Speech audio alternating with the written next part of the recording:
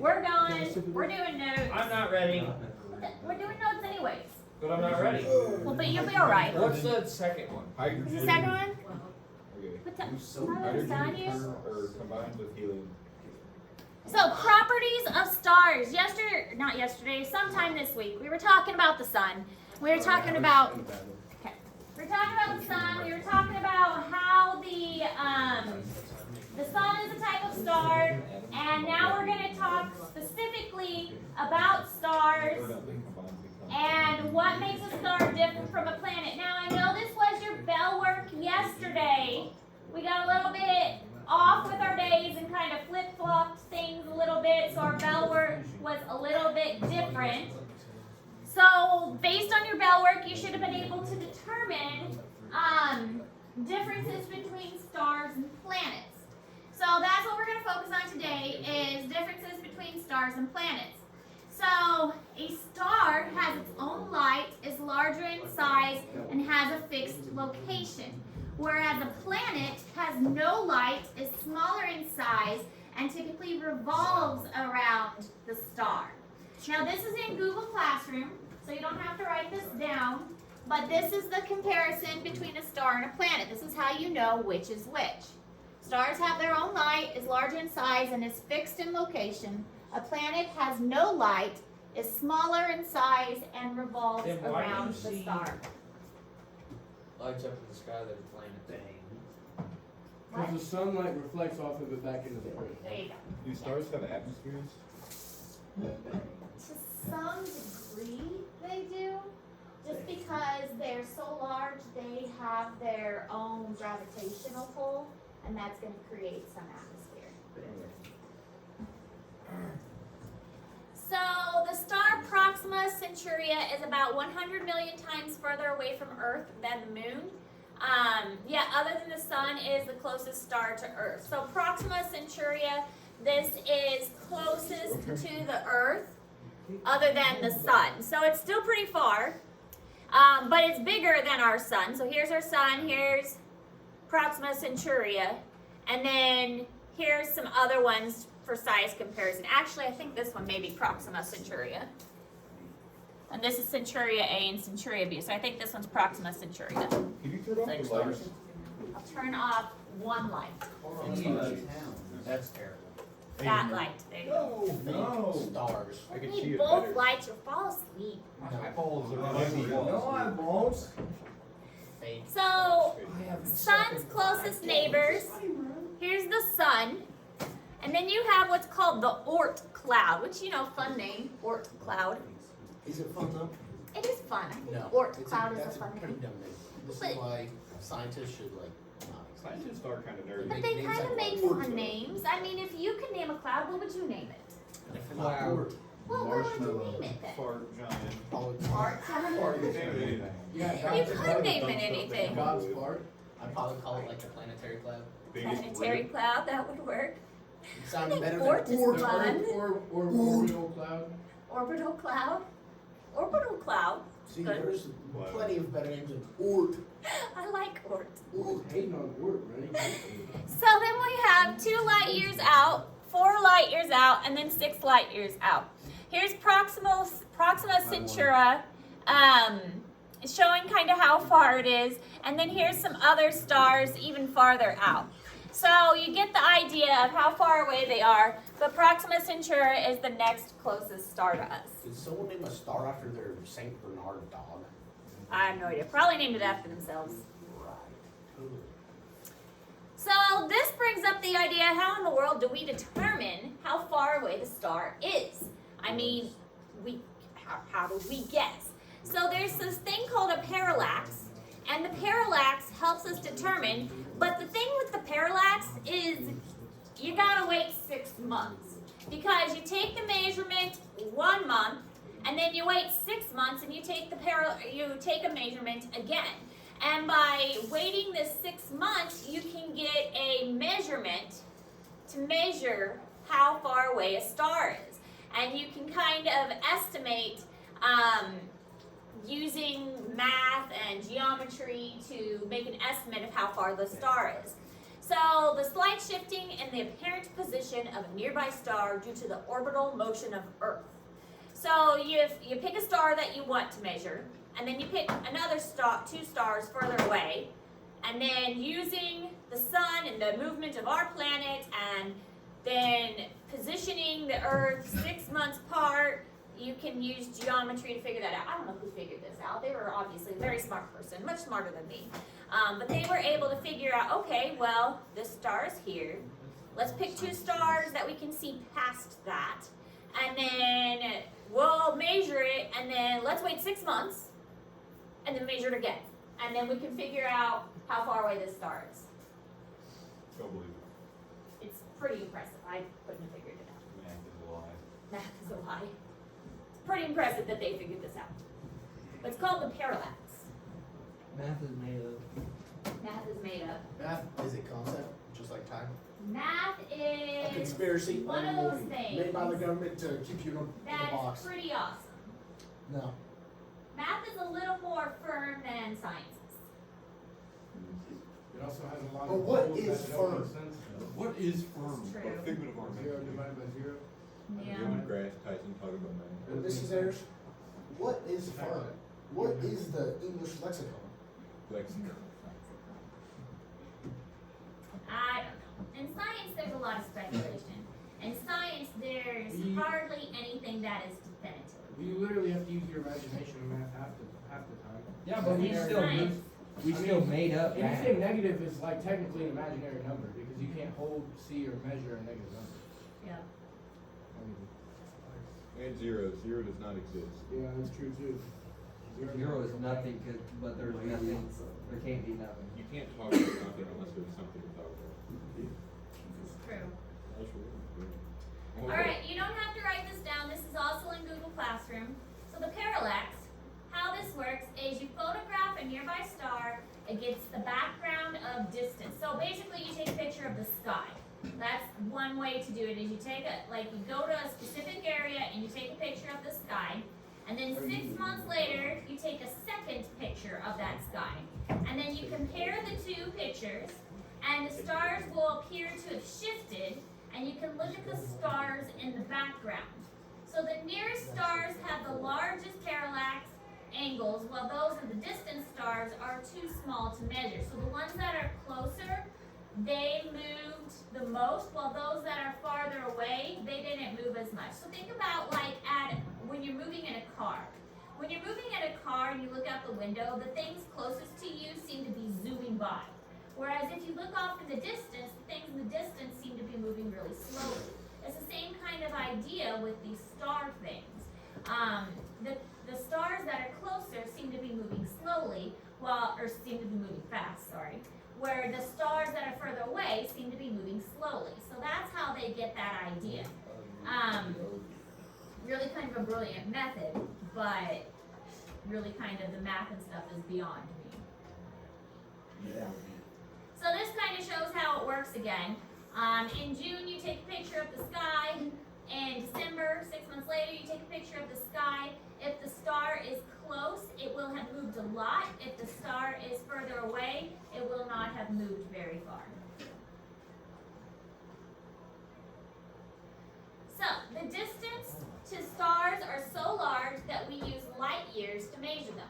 1 light year is 5.8 trillion miles. How far light travels in 1 year? 5.8 trillion miles. That's a lot of miles. For real. Yeah. So Proxima Centauri is about 4.3 light years away from the sun. So if it's 4.8 light years away, so what is that? 20 trillion miles? A little over 20 trillion miles away from the sun.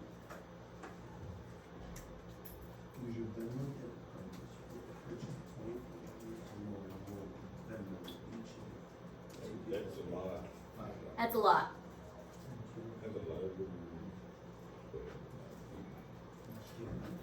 So from the Earth to the other side of our own Milky Way galaxy is 52 light years. 52,000 light years. Oh my goodness. Earth to Proxima Centauri is 4.3 light years. Earth to Mars is 12 light years. or 12 light minutes. Sorry, I said that wrong. Earth to Mars is 12 light minutes. What's the you know the fastest speed we ever reached? No. Google 500 it. miles an It's hour. like a Mach 8 or something, a Mach 5. Talk about a walking shit. Well, what is Mach? What is a Mach? Sound. It's faster than the sound barrier. To mimic Faster than someone sound. else. So like, they went like I 8 think times it's- faster than the I think it's a multiple of the sound barrier. So like you, Mach 1 is broke the sound barrier. Mach 2, you went a whole nother like. What is the sound barrier compared to the speed of light? It's the Slow. sound- it's the speed of Very sound. slow, yeah. I mean, It is. Slow. Sound travels slower than light. a lot slower. Interesting. Yeah. Because thunder and lightning happen at the same time. You're that cloud.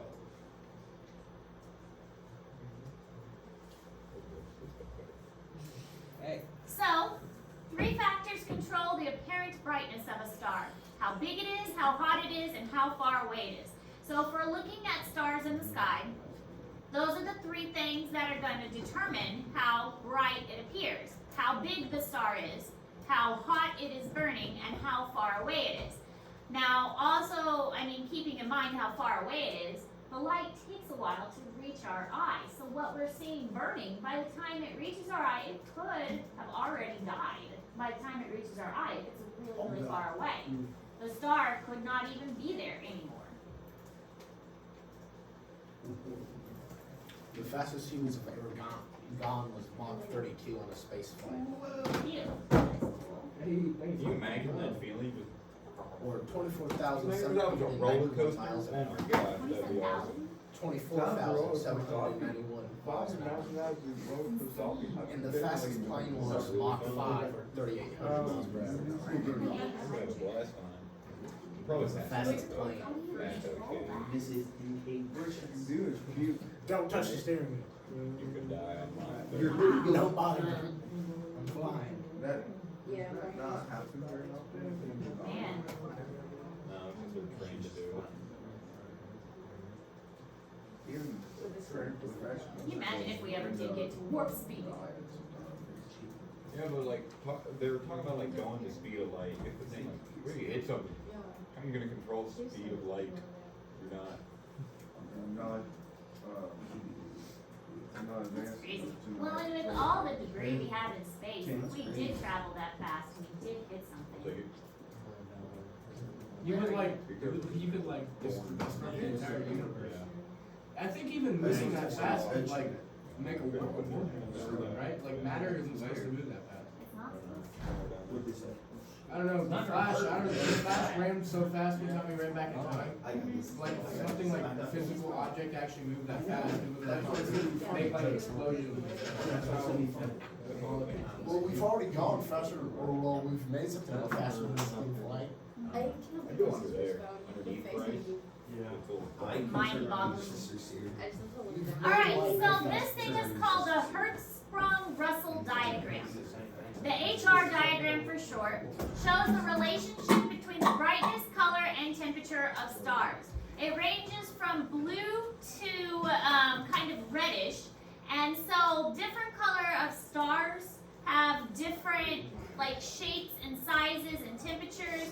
So we actually get stars that have different appearances. They can be red, they can be blue, they can even have white. And so we get, like our sun is obviously yellow. But we can have red stars or blue stars or even white stars. Whoa. So they come in a variety of colors. And the color of the star plays an impact on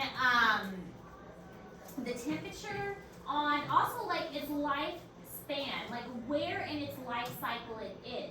So that stellar evolution assignment that you guys hopefully started yesterday, Red supergiant. yeah, so red supergiant. So it tells like in its life cycle where it's at. So they evolve at different stages, and eventually they reach the end of their life cycle, and they could collapse in on itself, or they could turn into a black hole, or they could reach various different stages depending on what kind of star they are. Supernova, things like that. A nebular star. Mhm. You bet. So you're saying on the Earth or the sun is dead, we just done a couple nukes to it to help it with its process. Now, I forgot what happened. Well, it's in the notes here. I think we turned it into a red super something. Giant. I think it's a red super giant.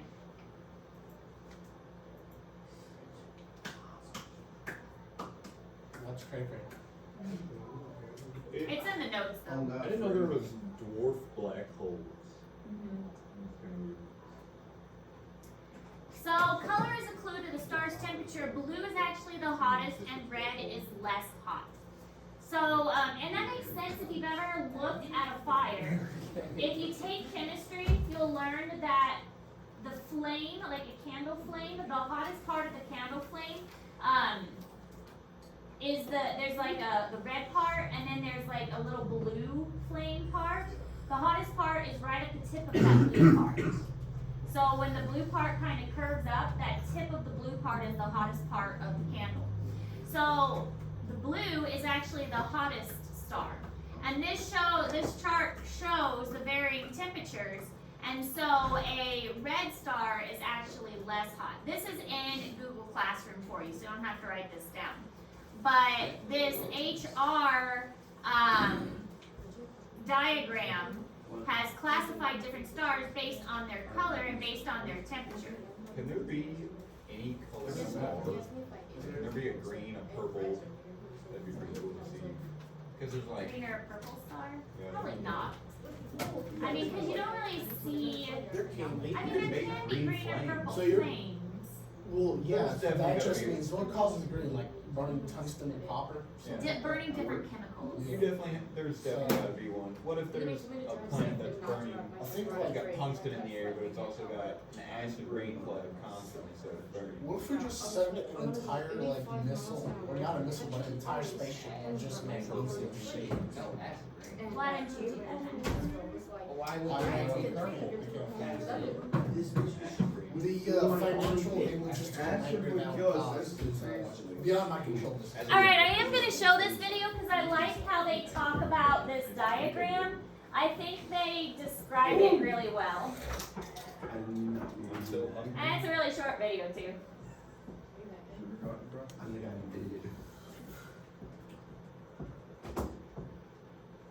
The core of the global star cluster Omega Centauri. What if we just send all of our? So this shows color. Core of the globular cluster Omega Centauri. The brilliant colors of the stars are real. They correspond to stellar temperatures. They can also be used to trace stellar evolution. Astronomers like to know how blue the blue stars are and how red the red stars are. So we'll first sort the stars out by color, blue on the left and red on the right. Look how when they alter it. Next, we'll sort the stars according to brightness. The brightest stars at the top and the faint stars at the bottom. Isn't that cool when they shift The it? final plot you see represents different stages of evolution of stars. Stars spend most of their lifetime burning on the main sequence. When the fuel starts to run out, they expand to become red giants. They find a new source of fuel, helium, and burn blue hot. But even that runs out. They end up burning out as white dwarfs. Based on images for the Hubble Space Telescope, we've assembled a true plot that is a snapshot of the life history of stars in this ancient cluster. So I liked when they rotated it because we're seeing it like it was, like we're seeing it like this. But really, if you put it together, it looks like this when you graph it out because our sun is going toward the red giant, but right now it's kind of in this phase. But when we look at space, we see it kind of like this cluster of stars. Is that in our galaxy? I think this one, it said it was like Proxima, That's the entire omnivores. Omega Centauri. So not ours. Globular cluster of Omega Put them together Centauri. with everything language. But I liked that, how that video kind of put it together. Alright. That's all the notes. See, that wasn't very long today. That was pretty nice. I'm gonna go rob a bank sometime. So, no new assignment today. Getting a new assignment next week. Finishing up the space object poster and the stellar evolution. The stellar evolution isn't due until next week. Space poster due today. Any questions? Can I turn my Chromebook back to the library? Yes. Find a cheese to the game.